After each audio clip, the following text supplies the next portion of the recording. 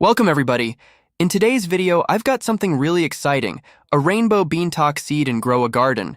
You might be wondering, how do you actually get rainbow seeds in this game? Well, that's exactly what I'll be showing you today. So let's jump right in.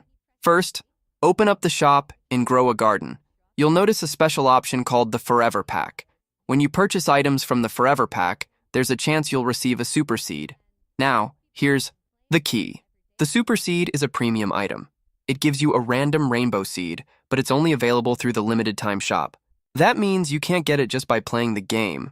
You'll need to spend Robux to get it. Every time you plant a super seed, it becomes a rainbow version of a plant.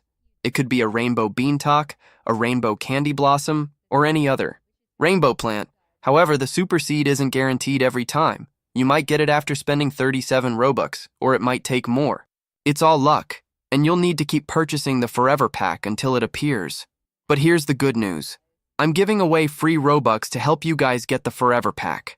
All you need to do is like this video, subscribe to my channel, comment your username below.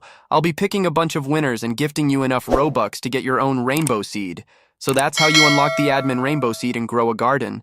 Thanks for watching, and good luck.